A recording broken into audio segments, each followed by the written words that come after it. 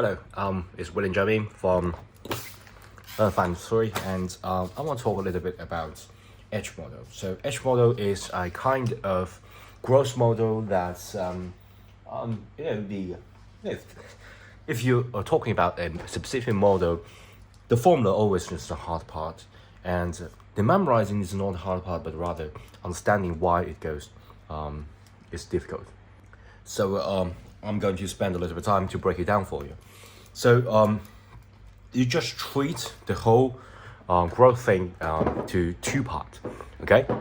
So edge model, basically you start from a very high growth rate and then you grow down to a specific like long-term growth rate.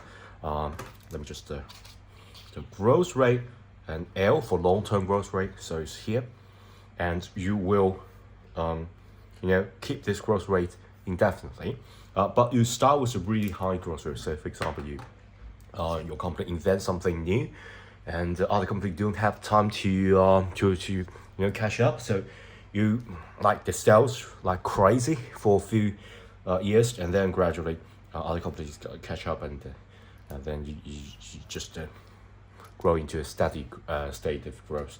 So this growth rate will be something like short term, and long term. Okay, so if you think about this, basically you are going to calculate this weird shape.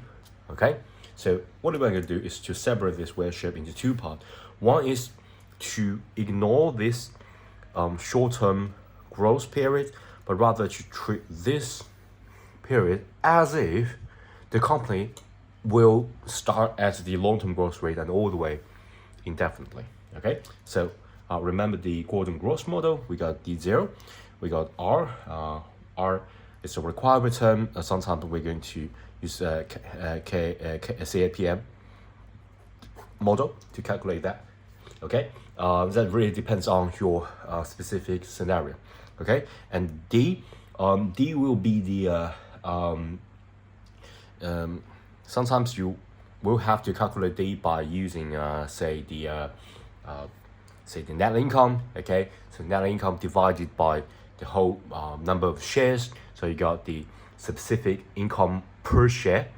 Okay, and you got this payout ratio. You multiply that, you got this one share dividends. Okay, so it's just all this will not be given to you if you're like taking an exam, or if you want to use this model in real life, you have to calculate it. Okay, you have to find all this data from the balance sheet in order to build your model.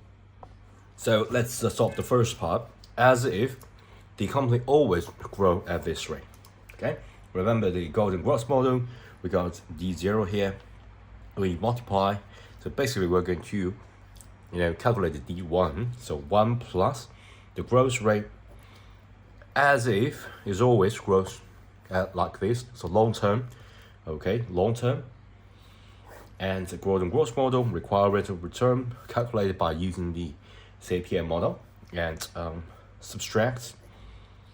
Okay, so this will be as if you always grow this way, but that's not all, because we're going to calculate this area that we're missing.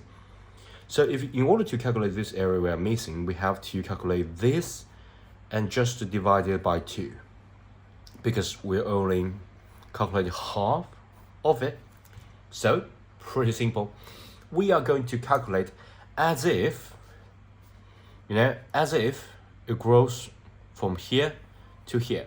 So basically the excess growth rate that's bigger than the G long term will be the height of this triangle. Okay, so we're still going to use this as a base, but we're going to use the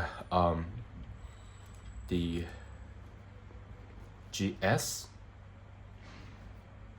short term, subtract long term. Okay, so we got this height here, and this will replace this part. Okay, and rest is the same. So D0 should be the same, but we also need to consider the time here. Okay, so we're going to multiply that by h, and this h will be equal to the half of the time. So for example, it will be say 3 years in order to reach this, it will be 3. Okay, basically you're going to calculate the 3, but if you multiply that by 3, you'll be calculating this part, you divide by 2. Okay, so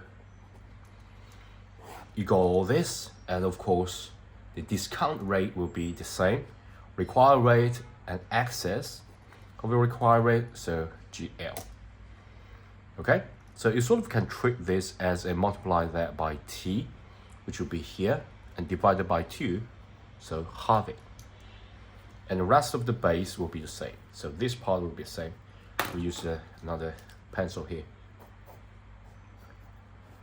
This part and this part will be the same. But this is like grow indefinitely, so you have to calculate the time divided by 2, and the height is excess height. Okay?